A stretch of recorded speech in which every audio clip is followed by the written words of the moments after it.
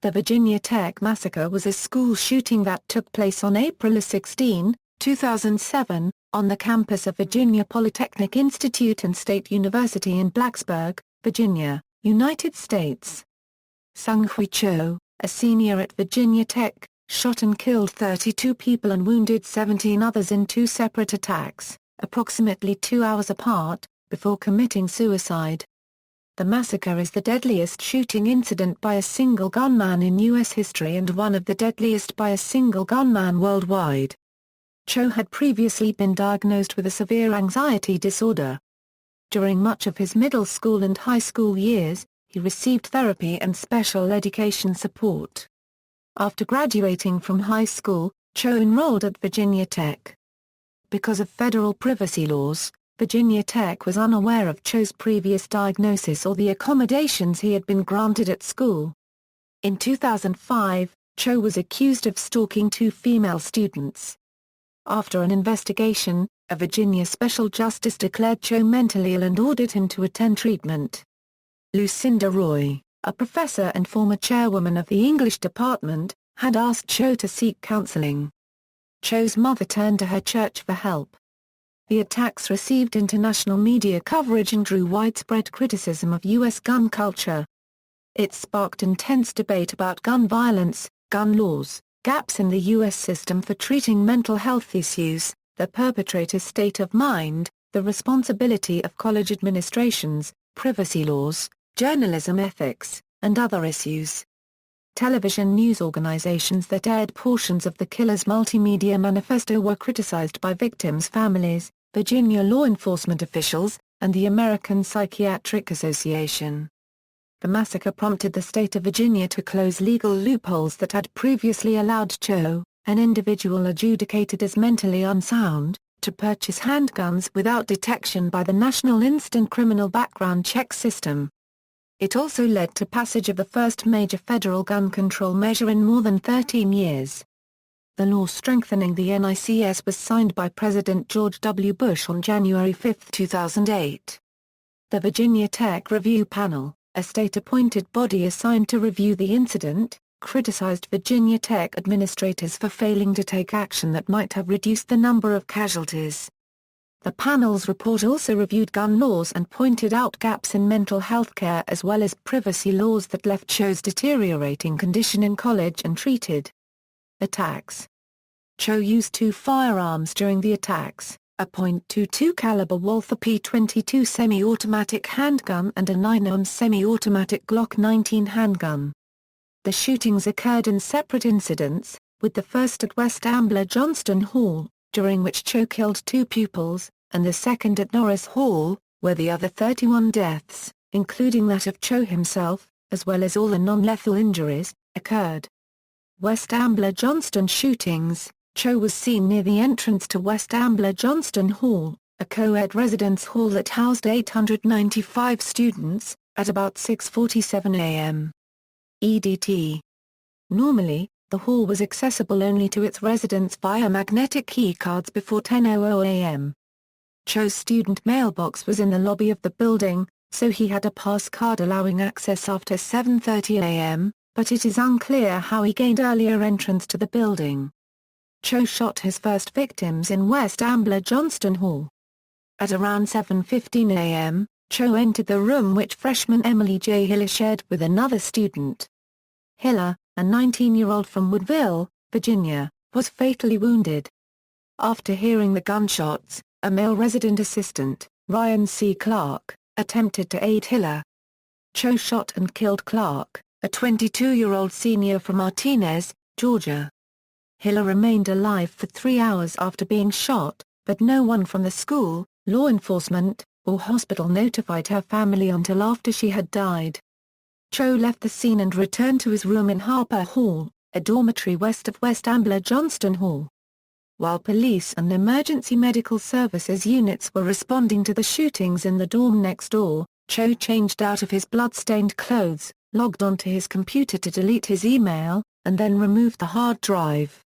About an hour after the attack, Cho is believed to have been seen near the campus duck pond. Although authorities suspected Cho had thrown his hard drive and mobile phone into the water, A search was unsuccessful. Almost 2 hours after the first killings, Cho appeared at a nearby post office and mailed a package of writings and video recordings to NBC News. The package was postmarked 9:01 a.m. He then walked to Norris Hall. In a backpack, he carried several chains, locks, a hammer, a knife, 2 handguns with 19-10 and 15-round magazines, and nearly 400 rounds of ammunition. Norris Hall shootings. About 2 hours after the initial shootings, Cho entered Norris Hall, which houses the Engineering Science and Mechanics program among others, and chained the 3 main entrance doors shut. He placed a note on at least one of the chain doors, claiming that attempts to open the door would cause a bomb to explode. Shortly before the shooting began, a faculty member found the note and took it to the building's 3rd floor to notify the school's administration. At about the same time, however, Cho had begun to shoot students and faculty on the 2nd floor. The bomb threat was never called in. Within 1 or 2 minutes of the first shots, the first call to 9-1-1 was received. According to several students, before the shooting began, Cho looked into several classrooms. Erin Sheehan, an eyewitness and survivor who had been in room 207, told reporters that the shooter peeked in twice earlier in the lesson and that it was strange that someone at this point in the semester would be lost, looking for a class. Cho's first attack after entering Norris occurred in an advanced hydrology engineering class taught by Professor G. V. Loganathan in room 206. Cho first shot and killed the professor, then continued firing, killing 9 of the 13 students in the room and injuring 2 others. Next, Cho went across the hall to room 207, in which instructor Jamie Bishop was teaching German. Cho killed Bishop and 4 students. 6 students were wounded. Cho then moved on to Norris 211 and 204. In both of these classrooms, Cho was initially prevented from entering due to barricades erected by instructors and students. In room 204, Professor Livy Lebrescu, an Israeli Holocaust survivor, forcibly prevented Cho from entering the room. Lebrescu was able to hold the door closed until most of his students escaped through the windows, but he died after being shot multiple times through the door. 1 student in his classroom was killed. Instructor Jocelyn Couture-Novak and student Henry Lee were killed in room 211 as they attempted to barricade the door.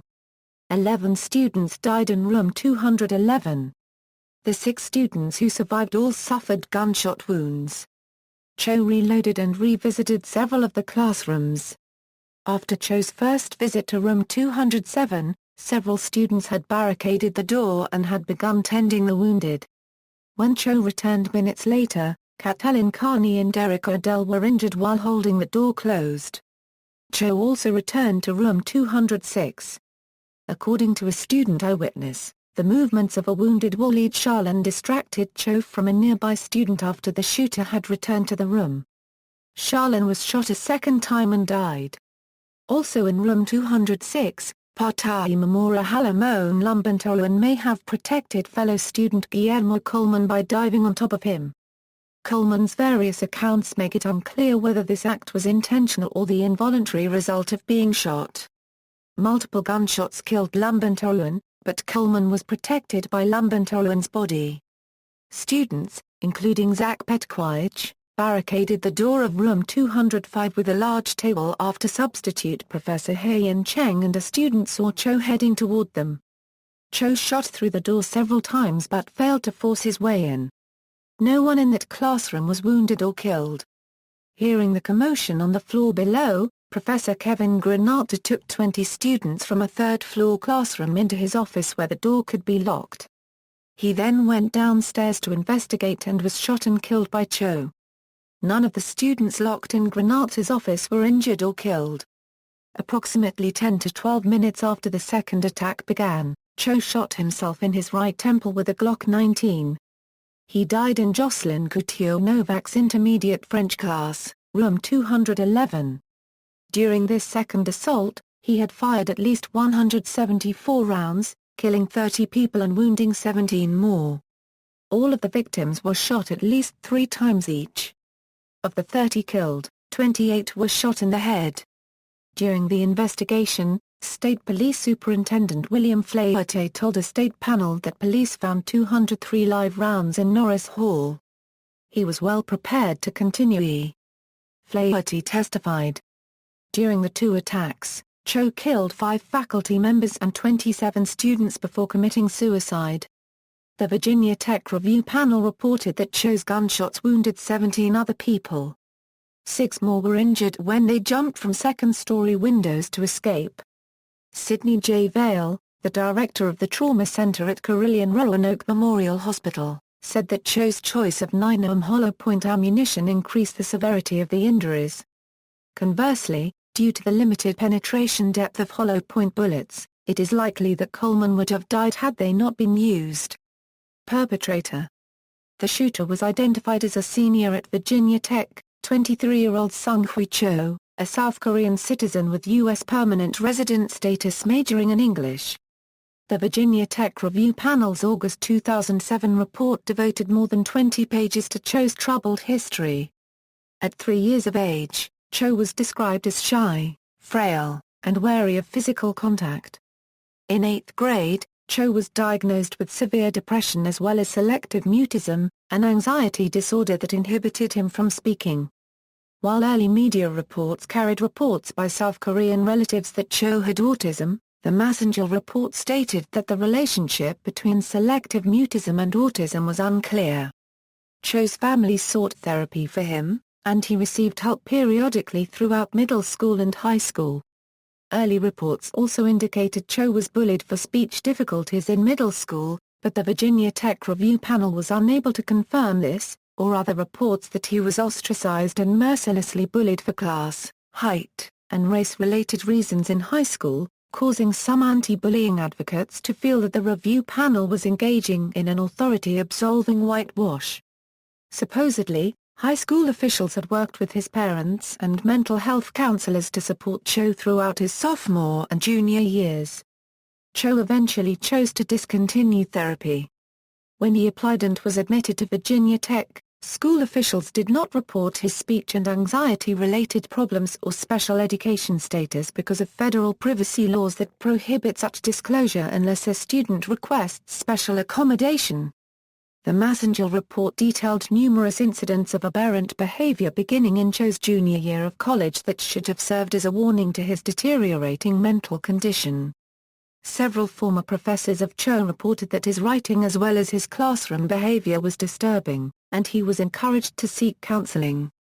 He was also investigated by the university for stalking and harassing 2 female students. In 2005, Cho had been declared mentally ill by a Virginia special justice and ordered to seek outpatient treatment. The Virginia Tech Review panel report faulted university officials for failing to share information that would have shed light on the seriousness of Cho's problems, citing misinterpretations of federal privacy laws. The report also pointed to failures by Virginia Tech's counseling center, flaws in Virginia's mental health laws, and inadequate state mental health services, but concluded that Cho himself was the biggest impediment to stabilizing his mental health in college. The report also stated that the classification detail that Cho was to seek outpatient rather than inpatient treatment would generally have been legally interpreted at the time as not requiring that Cho be reported to Virginia's Central Criminal Records Exchange and entered into the CCRE database of people prohibited from purchasing or possessing a firearm. Cho's underlying psychological diagnosis at the time of the shootings remains a matter of speculation. Some teachers, having seen many troubled students over the years and sensing deep problems with Cho, attempted to manage the situation in such a way as to not alienate him and to allow him to successfully graduate with his reputation still intact. Early reports suggested that the killings resulted from a romantic dispute between Cho and Emily Hiller, one of his first 2 victims. However, Hiller's friends said she had no prior relationship with Cho and there is no evidence that he ever met or talked with her before the murders. In the ensuing investigation, police found a suicide note in Cho's dorm room that included comments about rich kids, debauchery, and deceitful charlatans. On April 18, 2007, NBC News received a package from Cho time-stamped between the first and second shooting episodes. It contained an 1,800-word manifesto, photos, and 27 digitally recorded videos in which Cho likened himself to Jesus Christ and expressed his hatred of the wealthy. He stated, among other things, "You forced me into a corner and gave me only one option A. You just loved to crucify me. You loved inducing cancer in my head, terror in my heart and ripping my soul all this time." Media organizations, including Newsweek, MSNBC, Reuters, and the Associated Press, even raised questions about and speculated on the similarity between a stance in one of Cho's videos which showed him holding and raising a hammer, and a pose from promotional posters for the South Korean movie Oldboy. Investigators found no evidence that Cho had ever watched Oldboy, and the professor who made the initial connection to Oldboy has since discounted his theory that Cho was influenced by the movie. The Virginia Tech review panel concluded that because of Cho's inability to handle stress and the frightening prospect of being turned out into the world of work, finances, responsibilities, and a family, Cho chose to engage in a fantasy in which he would be remembered as the savior of the oppressed, the downtrodden, the poor, and the rejected. The panel went further, stating that, his thought processes were so distorted that he began arguing to himself that his evil plan was actually doing good. His destructive fantasy was now becoming an obsession. Responses to the incidents. Emergency services response. Police arrived within 3 minutes of receiving an emergency call but took about 5 minutes to enter the barricaded building. When they could not break the chains, an officer shot out a deadbolt lock leading into a laboratory. They then moved to a nearby stairwell. As police reached the second floor, they heard Cho fire his final shot. Cho's body was discovered in Jocelyn Couture Novak's classroom, room 211. In the aftermath, high winds related to the April 2007 nor'easter prevented emergency medical services from using helicopters for evacuation of the injured. Victims injured in the shooting were treated at Montgomery Regional Hospital in Blacksburg, Carilion New River Valley Medical Center in Radford, Carilion Roanoke Memorial Hospital in Roanoke, Holston Valley Hospital in Kingsport, Tennessee, and Louis Gale Medical Center in Salem. University response. The university first informed students via email at 9:26 a.m., about 2 hours after the first shooting, which was thought at the time to be isolated and domestic in nature. After the full extent of the massacre became evident, Virginia Tech canceled classes for the rest of the week and held an assembly and candlelight vigil on April 17. Norris Hall was closed for the remainder of the semester.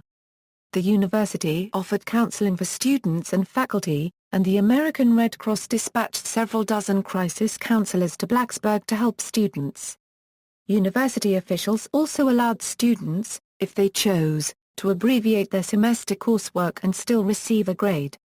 Within a day after the shootings, Virginia Tech, whose supporters call themselves Hokies, formed the Hokey Spirit Memorial Fund to help remember and honor the victims. The fund was used to cover expenses including, but not limited to, assistance to victims and their families, grief counseling, memorials, communications expenses, and comfort expenses. Early in June 2007, the Virginia Tech Foundation announced that $3.2 million was moved from the HSMF into 32 separately named endowment funds, each created in honor of a victim killed in the shooting. This transfer brought each fund to the level of full endowment, allowing them to operate in perpetuity. The naming and determination of how each fund would be directed was being developed with the victims' families. By early June 2007, donations to the HSMF had reached approximately $7 million. In July 2007, Kenneth Feinberg, who served as Special Master of the Federal September 11 Victim Compensation Fund of 2001, was named to administer the fund's distributions. In October 2007, the families and surviving victims received payments ranging from $11,500 to $208,000 from the fund. Also early in June 2007, the university announced it would begin reoccupying Norris Hall within a matter of weeks. The building is used for offices and laboratories for the engineering science and mechanics and civil and environmental engineering departments, its primary occupants before the shootings. Plans were to completely renovate the building and for it to no longer contain classrooms. The southwest wing of Norris Hall, where the shootings took place, was closed in 2008 and completely renovated in 2008 and 2009. The building now houses the Center for Peace Studies and Violence Prevention, the Biomechanics Cluster Research Center, and the Global Technology Center, as well as other uses. Ambler Johnston Hall was also closed and renovated. The East Wing now houses the Honors Residential College, which opened in fall 2011. In fall 2012, the West Wing reopened as the Residential College at West Ambler Johnston. After the release of the Massacre report, some parents of those killed called for Virginia's governor to relieve the university president, Charles Steger, and campus police chief, Wendell Flintram, of their positions. However, Governor Tim Kaine refused to do so, saying that the school officials had suffered enough. Campus response: in the hours and days following the shooting, makeshift memorials to those killed or injured began appearing in several locations on the campus. Many people placed flowers and items of remembrance at the base of the Drillfield Observation Podium in front of Burroughs Hall. Later, members of Hokies United, an alliance of student organizations on campus created to respond to tragedies, placed 32 pieces of Hokey stone, each labeled with the name of a victim, in a semicircle in front of the Drillfield viewing stand. What was originally termed an intermediate memorial was modeled after the makeshift memorial. 32 upright blocks of Hokey stone were engraved with the names of the victims and placed in a semicircle at the base of the reviewing stand. The original pieces of Hokey stone placed by Hokies United were offered to the families of the victims. The engraved markers are embedded in a semicircle of crushed gravel with a brick walkway for viewing. There is ground lighting for nighttime illumination and 2 benches, one on either side of the memorial, in honor of the survivors. Tech students of South Korean descent initially feared they would be targeted for retribution. While no official claims of harassment were made, anecdotal evidence suggests that some Korean students were affected. The shootings occurred as prospective students were deciding whether to accept offers of admission from colleges and universities. Despite this timing, Virginia Tech exceeded its recruiting goal of 5,000 students for the class of 2011. Government response: President George W. Bush and his wife Laura attended the convocation at Virginia Tech the day after the shootings. The Internal Revenue Service in Virginia Department of Taxation granted 6-month extensions to individuals affected by the shootings. Virginia Governor Tim Kaine returned early from a trade mission to Tokyo, Japan, and declared a state of emergency in Virginia, enabling him to immediately deploy state personnel, equipment, and other resources in the aftermath of the shootings. Governor Kaine later created an 8-member panel, including former United States Secretary of Homeland Security Tom Ridge, to review all aspects of the Virginia Tech massacre, from Cho's medical history to the school's widely criticized delay in warning students of danger and locking down the campus after the bodies of Cho's first 2 victims were discovered. In August 2007, the panel concluded, among more than 20 major findings, that the Virginia Tech Police Department did not take sufficient action to deal with what might happen if the initial lead proved erroneous. The panel made more than 70 preventative recommendations, directed to colleges, universities, mental health providers, law enforcement officials, emergency service providers, lawmakers and other public officials in Virginia and elsewhere. While the panel did find errors in judgment and procedure, the ultimate conclusion was that Cho himself was responsible for his own actions, and to imply that anyone else was accountable would be wrong. The review panel validated public criticisms that Virginia Tech police erred in prematurely concluding that their initial lead in the double homicide was a good one, and in delaying a campus-wide notification for almost 2 hours. The report analyzed the feasibility of a campus lockdown and essentially agreed with police testimony that such an action was not feasible.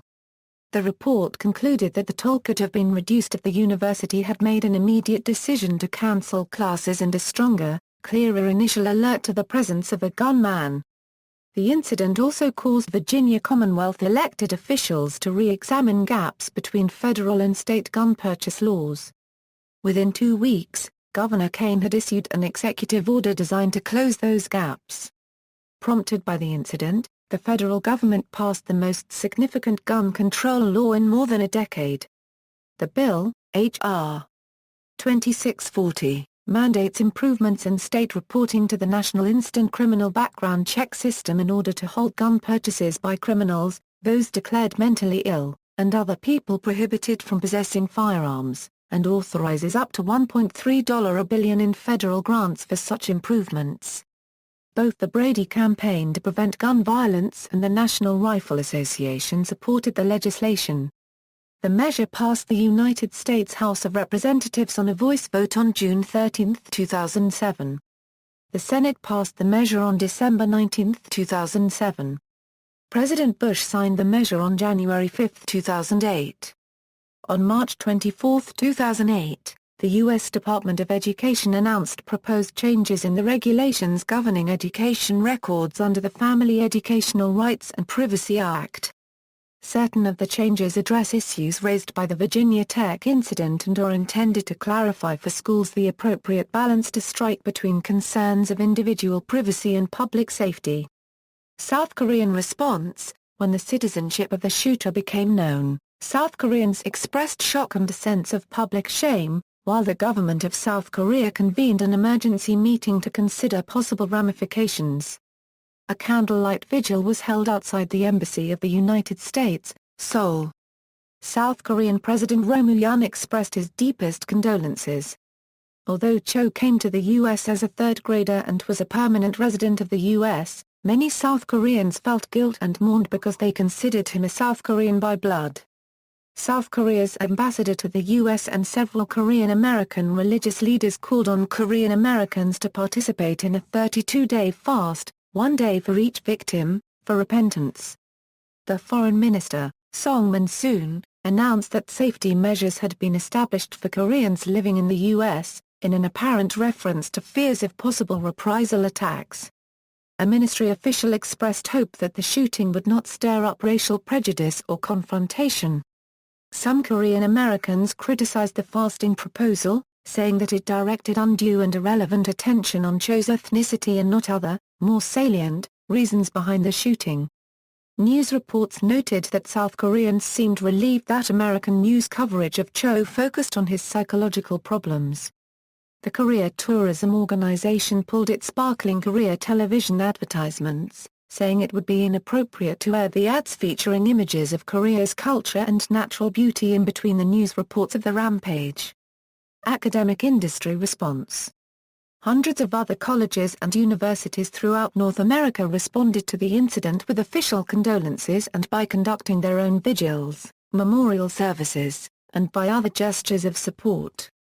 Virginia Tech's traditional rival, the University of Virginia, held a candlelight vigil the night of April 17, at which UVA President John T. Castine spoke. He urged the crowd of students, which overflowed the campus's McIntyre Amphitheater, to continue to move forward to change the world. Some schools went beyond this and offered or provided cash donations and other forms of expertise and support, such as housing for officers and additional counseling support for Virginia Tech. Both inside the U.S. and abroad, the incident caused many universities to re-examine their own campus safety and security procedures as well as their mental health support services.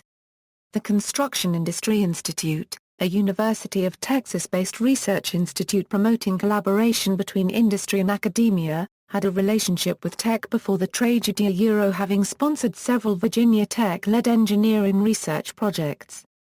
CII felt the loss deeply and upon learning of the tragedy, CII members immediately sought to develop a positive response.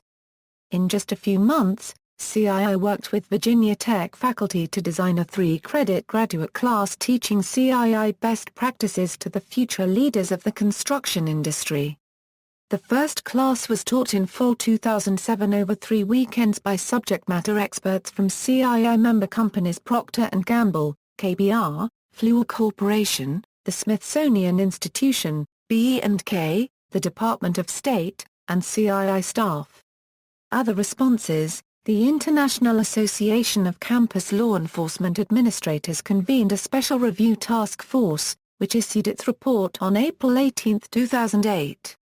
The report, entitled, The Aclia Blueprint for Safer Campuses was a synthesis of the reports written following the tragedy at Virginia Tech and related recommendations for campus safety by the International Association of Campus Law Enforcement Administrators, and included Aclia's key recommendations, a summary of 10 key findings of Virginia Governor's Review Panel, a listing of fatal shootings on U.S. campuses, and the Aclia position statement on concealed carry initiatives.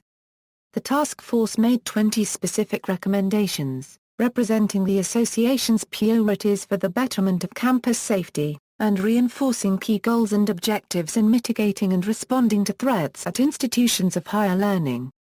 The report states, Aclia does not support the carry and concealment of weapons on a college campus, with the exception of sworn police officers in the conduct of their professional duties.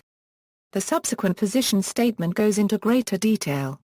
Additionally, the report includes an acknowledgement of the professionalism and well-coordinated response of all the law enforcement agencies and first responders, and ends its conclusion.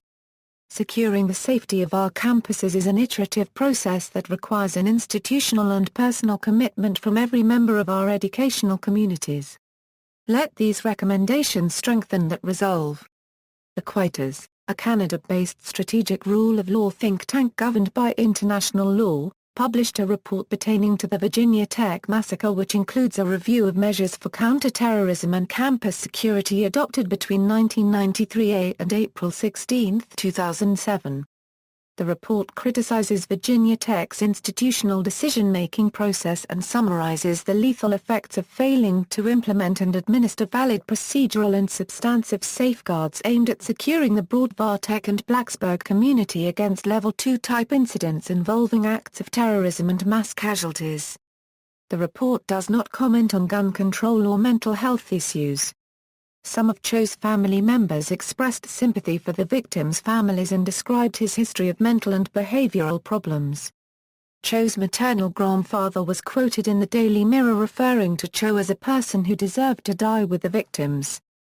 On Friday, April 20, Cho's family issued a statement of grief and apology, written by his sister, Seung-Hui Cho, a 2004 graduate of Princeton University who was employed as a contractor for a State Department office. In it, she stated, "He has made the world weep. We are living a nightmare. Our family is so very sorry for my brother's unspeakable actions. It is a terrible tragedy for all of us. We pray for their families and loved ones who are experiencing so much excruciating grief.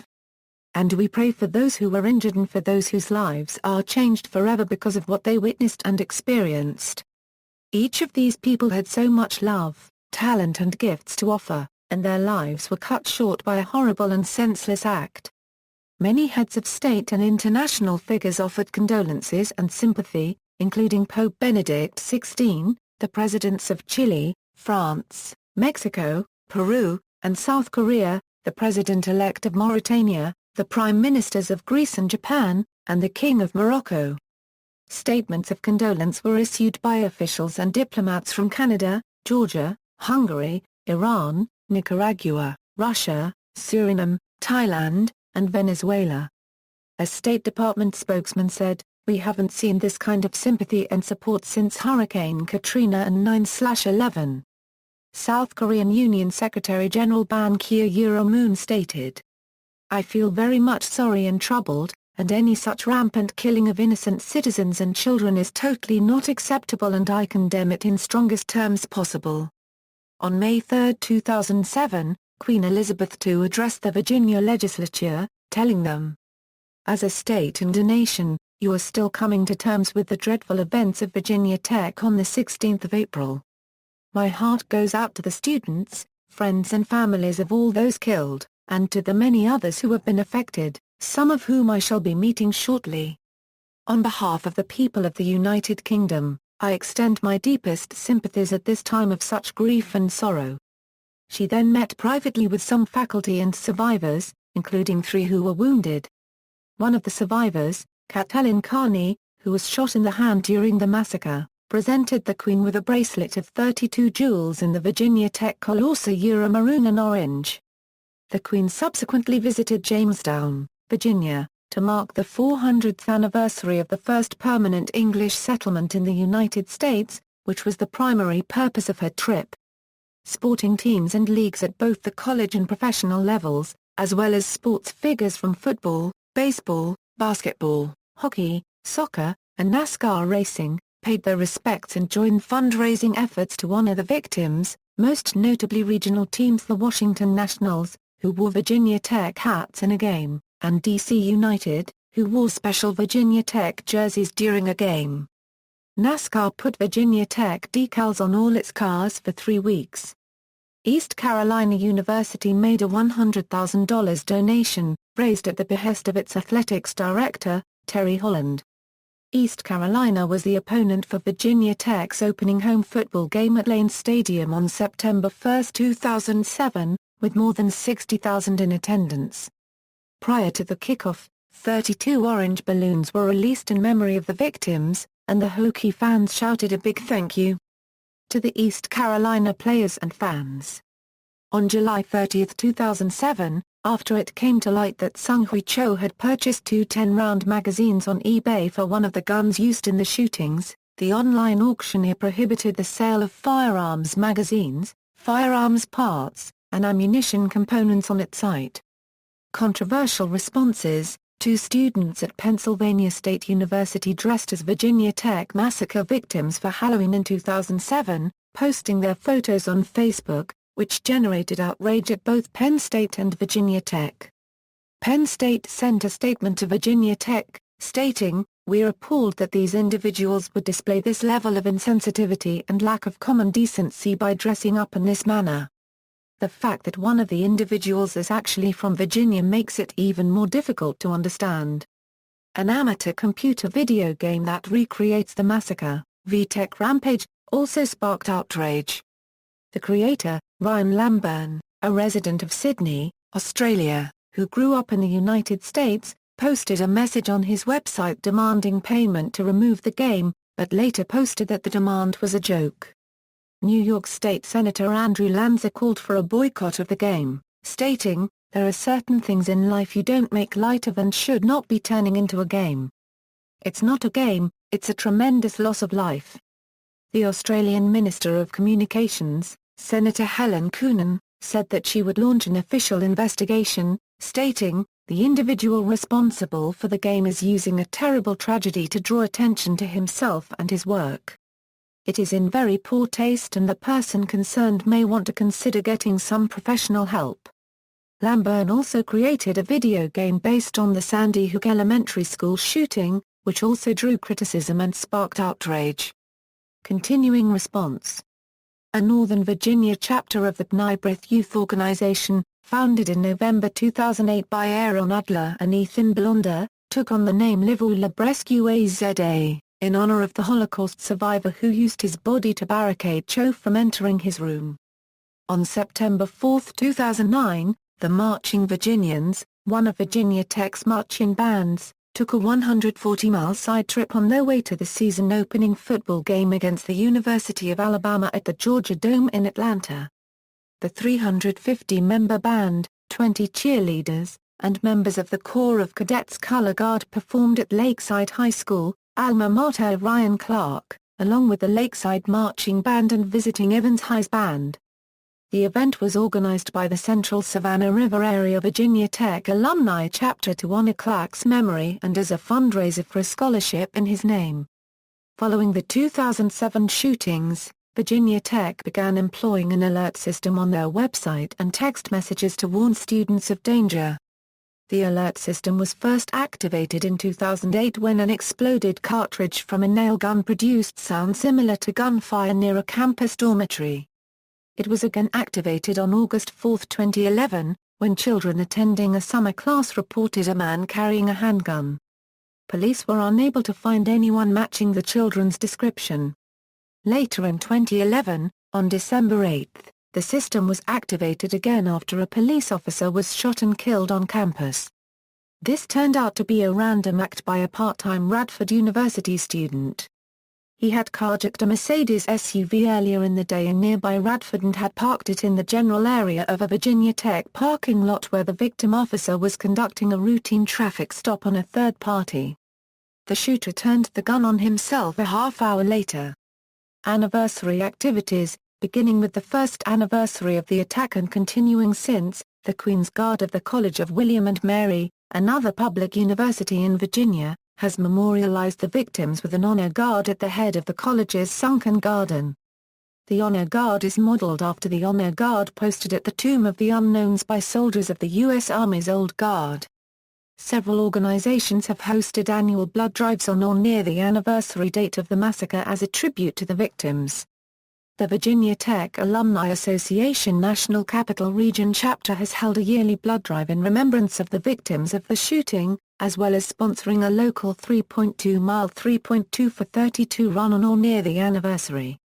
The Shenandoah chapter of the Virginia Tech Alumni Association also hosts an annual blood drive. Other blood drives are held by the Virginia Tech Corps of Cadets and other chapters of the Virginia Tech Alumni Association, under the name Virginia Tech for Life. Criticism of university response. Sociology professor Kenneth Westhues has criticized the Virginia Tech response to the shootings and the Massacre report.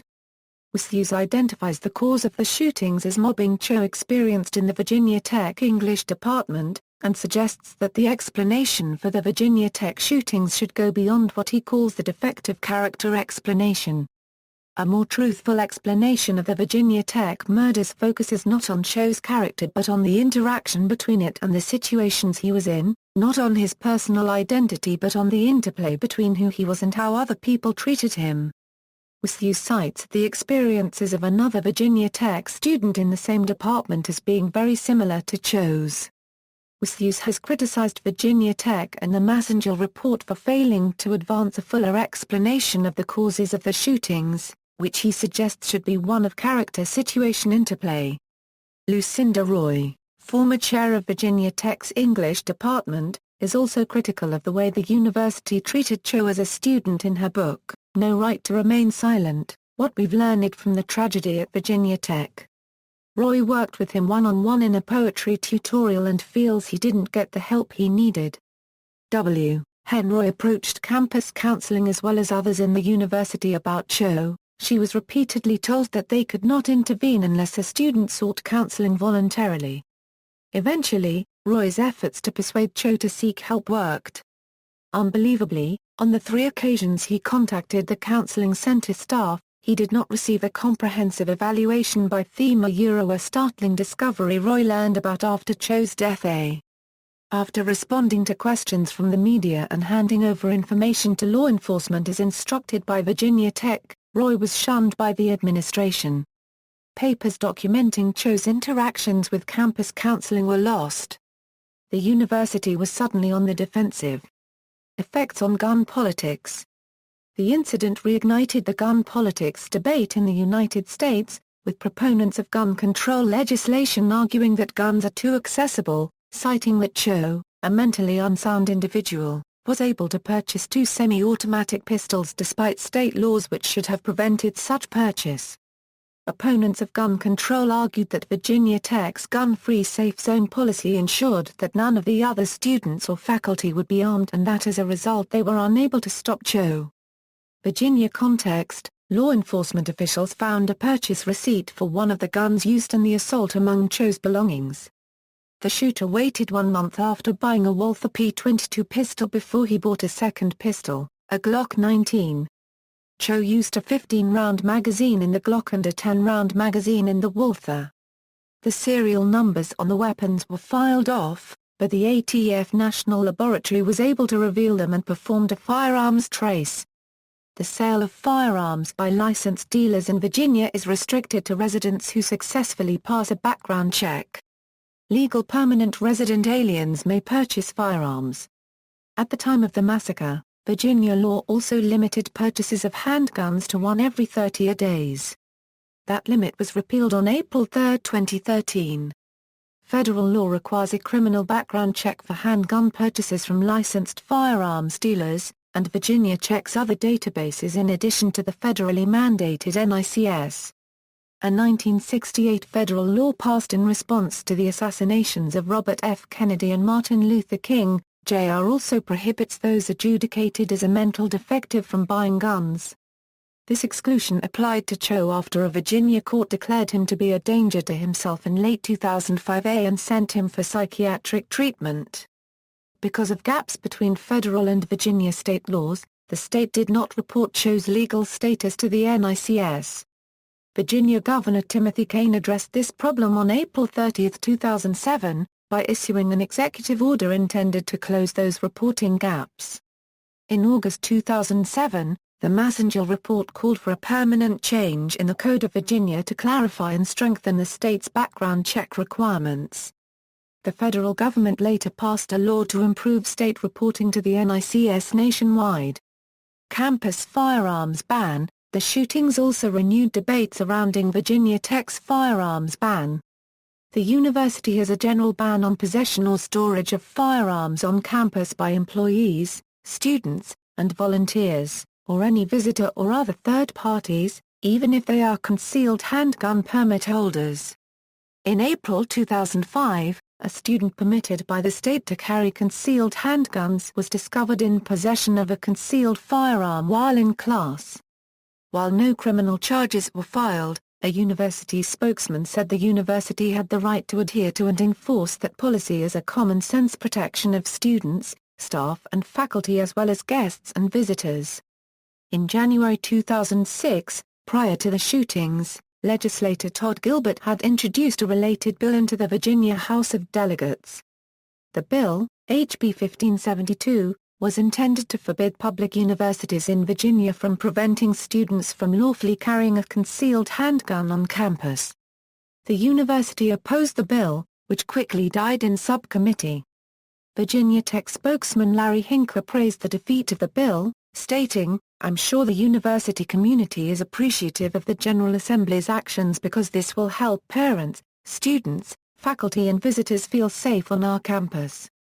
Impact on state and local law. In August 2007, the Massacre report recommended that the state's General Assembly adopt legislation establishing the right of every institution of higher education to regulate the possession of firearms on campus if it so desires, and went on to recommend campus gun bans, unless mandated by law. The report also recommended gun control measures unrelated to the circumstances of the massacre, such as requiring background checks for all private firearms sales, including those at gun shows. Governor Kaine made it a priority to enact a private sale background check law in the 2008 Virginia General Assembly, but the bill was defeated in the Senate Courts of Justice Committee. Opponents of gun control viewed this larger move as an unwarranted expansion and as a possible prelude waypoint akin to full gun registration for all gun sales. The incident and its aftermath energized student activist efforts seeking to overturn bans that prevent gun holders from carrying their weapons on college campuses. 38 states throughout the U.S. ban weapons at schools. 16 of those specifically ban guns on college campuses. A new group, Students for Concealed Carry on Campus, formed after the massacre. As of March 2008, it claimed to have 16,000 members at 500 campuses nationwide. Several states considered legislation to allow gun permit holders to carry concealed firearms on university campuses. They cited cases of actual successful neutralization of active campus shooters by armed students to advance their cause. Another attempt by Delegate Gilbert to pass a law to allow concealed weapons on college campuses in Virginia was defeated in March 2008. This law was for the sake of students and faculty members only, since the Attorney General ruled that it did not apply to non-students and non-faculty on campus who could carry concealed without restriction on campus. This law would have largely affected students 21 years or older, since younger people are not allowed to purchase handguns. Political response. The response to how gun laws affected the massacre was divided. According to a White House statement, the president believes that there is a right for people to bear arms, but that all laws must be followed. The Brady Campaign to Prevent Gun Violence said that it was too easy for an individual to get powerful weapons and called for increased gun control measures. National Rifle Association board member Ted Nugent, commenting on CNN, called for an end to gun-free zones and contrasted the Virginia Tech massacre with other incidents in which mass shootings have been ended by law-abiding gun owners. Texas Governor Rick Perry proposed that licensed gun owners be allowed to carry their weapons anywhere in Texas. Some government officials in other countries joined in the criticism of U.S. gun laws and policies. For example, then Australian Prime Minister John Howard said that stringent legislation introduced after a 1996 mass shooting in Tasmania had prevented a problematic gun culture in Australia. Virginia Governor Tim Kaine condemned the gun politics debate following the massacre, saying, "To those who want to make this into some sort of crusade, I say take this elsewhere." Advocates opposed to gun control argued that they were merely responding to the crusade by some to use this tragedy as a basis for an expansion of anti-gun measures for issues beyond the shootings as perceived to be presented by the Virginia Tech Review Panel.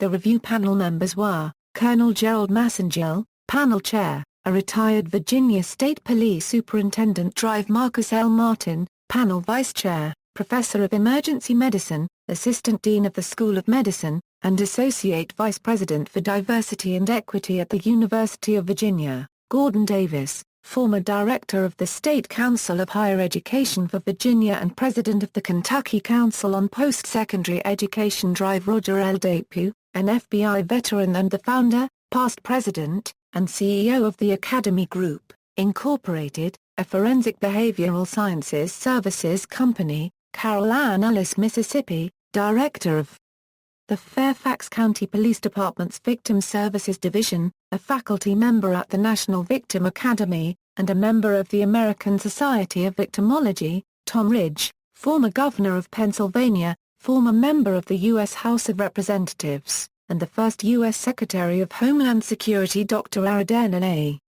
Bila Sood, professor of psychiatry and pediatrics, chair of child and adolescent psychiatry, and medical director of the Virginia Treatment Center for Children at VCU Medical Center, Diane Strickland, former judge of the 23rd Judicial Circuit Court in Roanoke County and co-chair of the Boyd Graves Conference on Issues Surrounding Involuntary Mental Commitment, Legal Aftermath. On June 17, 2008, Judge Theodore J. Marco approved an $11 million settlement in a suit against the state of Virginia by 24 of the 32 victims' families. Of the other 8 victims, 2 families chose not to file claims, while 2 remain unresolved. The settlement also covered 18 people who were injured. Their lifelong health care needs were included in the settlement. The Department of Education fined the university $55,000 on March 29, 2011, for waiting too long to notify students of the initial shootings. The fine was the highest amount that the Department of Education could levy for the 2 violations of the Clery Act resulting from the failure to notify students in a timely manner of the shootings in West Ambler Johnston. In announcing the fine against the university, the director of a department panel which reviewed the case was quoted as saying while Virginia Tech's violations warrant a fine far in excess of what is currently permissible under the statute, the department's fine authority is limited. As of March 30, 2011, the university had announced its intention to appeal the decision. On March 14, 2012, a jury found that Virginia Tech was guilty of negligence for delaying a campus warning. The parents of 2 students who were killed filed a wrongful death civil lawsuit that argued that lives could have been spared if school officials had moved more quickly to alert the campus after the first 2 victims were shot in a dorm. On March 30, 2012, a federal judge overturned the Department of Education's 2011 $55,000 fine, finding that Virginia Tech did not violate the Clery Act. Ernest Canillos, administrative law judge for the Department of Education, found that Virginia Tech's initial conclusion was reasonable that the initial shootings in West Ambler Johnston were a domestic incident and didn't represent an ongoing threat, even though that was later proven wrong. Canillos wrote, "This was not an unreasonable amount of time in which to issue a warning. If the later shootings at Norris Hall had not occurred, it is doubtful that the timing of the email would have been perceived as too late." On September 1, 2012, Education Secretary Arne Duncan reinstated half the fine €27,500 reversing the decision by Canillos. In the statement released when the fine was reinstated, Duncan wrote, "Although the police department hypothesized that the crime was domestic in nature, the record is clear that the respondent had not located the suspect, had not found the weapon, and was confronted with the distinct possibility that the gunman was armed and still at large."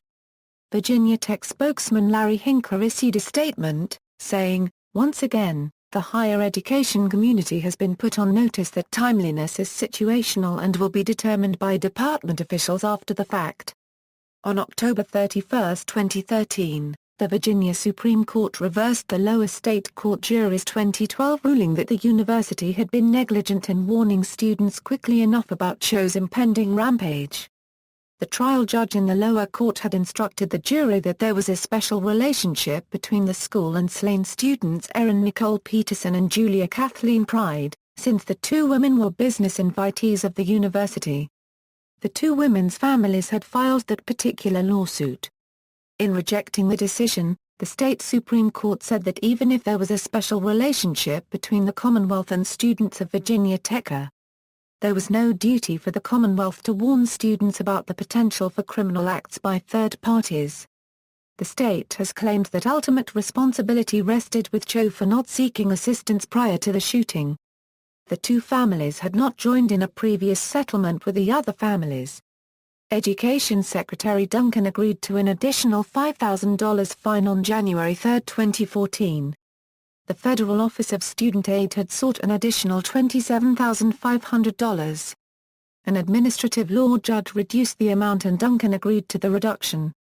At the time, Virginia Tech announced that it was considering appeals on both fines. Ultimately, Virginia Tech paid a total of $32,500 in February 2014, saying it was closing this chapter on the tragedy of April 16, 2007, without admitting wrongdoing. The announcement that the fines had been paid was made on April 16, 2014, the 7th anniversary of the massacre.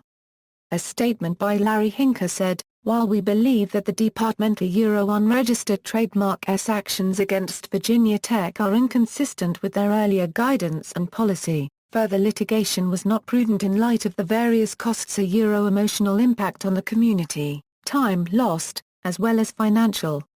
See also: List of rampage killers, List of school-related attacks, List of school shootings in the United States. Sources: Messenger Report, Mass Shootings at Virginia Tech April 16, 2007, Report of the Virginia Tech Review Panel. Commonwealth of Virginia. August 2007. Archived from the original on December 7, 2013. Retrieved April 26, 2014. References. Further reading: Agger, Ben. Aronovitz, Stanley. Ayres, William. Brabazon, Tara. Dunbar Ortiz, Roxanne. Kellner, Douglas. Kimmel, Michael. King, Neil. Leamet, Charles. Luke, Timothy W. A. L. Agger, Ben. Luke, Timothy W., eds. There is a Gunman on Campus, Tragedy and Terror at Virginia Tech. Rowman and Littlefield. ISBN A978-0-7425-6129-8. Cupp, Kevin. Higgs, Suzanne. Maglalang, Omar. Massey, Laura. Sangalang, Tricia. Thomas, Courtney. Turnage, Neil. Lazenby, Roland, ed. April 16 – Virginia Tech Remembers. United States, Plume. ISBN A978-0-452-28934-5. A collection of writings by Virginia Tech journalism students penned as the events of April 16, 2007, were unfolding. Edited by their Virginia Tech journalism professor. Garner, Joe. Cronkite, Walter. Williams, Brian. Curtis, Bill. We interrupt this broadcast, the events that stopped our Laveza. From the Hindenburg explosion to the Virginia Tech shooting. Naperville, Illinois, Sourcebooks Media Fusion. ISBN A978-1-4022, 1319-9 of the book includes 3 CDs of historical broadcasts and other narration. Jiduk, John P. Bale, J.R., Joseph M. Thor, Brad. Shooter Down. The dramatic, untold story of the police response to the Virginia Tech Massacre. Archangel Group. ISBN A978-0-9767753-4-8. Kellner, Douglas. Guys and Guns Amok, Domestic Terrorism and School Shootings from the Oklahoma City Bombing to the Virginia Tech Massacre. Boulder, Colorado, Paradigm Publishers. ISBN A978-1-59451-493-7. An account of social theory, exploring cultural and other influences that produce violent perpetrators. Pugh, Charles. Of the Virginia Tech Tragedy and My Personal Tragedy, Lessons to Learn from an Insider and from Scripture. Xulon Press. ISBN A978-1-61579-906-0. Worth, Richard. Massacre at Virginia Tech, Disaster and Survival. Berkeley Heights, New Jersey, Ainlow Publishers. ISBN A978-0-7660-3274-3. External links, Legal section. VTO 4.16.07. The quote is archived from the original on April 19, 2008. The archive link fails when trying to reach the actual report, which can be found here. Virginia Tech 04.16.07 Legal Reporter, Comparative Section. VTO 4.16.07. The quote is archived from the original on April 13, 2008. Not all the links on the archived page work. Some do. Metro. Raw Video, NBC releases Gunman Video Manifesto. The Washington Post. Associated Press. April 18, 2007. Virginia Tech Convocation 2 p.m. Tuesday, April 17, 2007. Castle Coliseum, Blacksburg, VA Video Archive. HokeySports.com. April 17, 2007. Archived from the original on October 5, 2012. The April 16 archive. Browse items. Virginia Polytechnic Institute and State University. Archived from the original on November 6, 2013. Tuesday, April 17, 2007. 572 front pages from 54 countries. Today's front pages. Newsom. April 17, 2007. Archived from the original on March 9, 2014. Wednesday, April 18, 2007. 597 front pages from 57 countries. Today's front pages. Newsom. April 18, 2007. Archived from the original on March 9, 2014. Thursday, April 19, 2007. 577 front pages from 55 countries. Today's front pages. Newsom. April 19, 2007. Archived from the original on March 9, 2014. Wednesday, April 16, 2008. 629 front pages from 57 countries. Today's front pages. Newsom. April 16, 2008.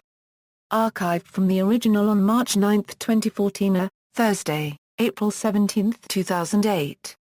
649 front pages from 61 countries. Today's front pages. Newsom. April 17, 2008. Archived from the original on March 9, 2014. Chrisman, Roger. We Remember, Virginia Tech 5 years later. Out of the Box. Library of Virginia. Archived from the original on January 31, 2014. The Virginia Tech Online Memorial. April 2007. Archived from the original on January 8, 2014. Helber, Steve. Virginia Tech Remembers. Pictures. CBS Interactive Incorporated. Associated Press.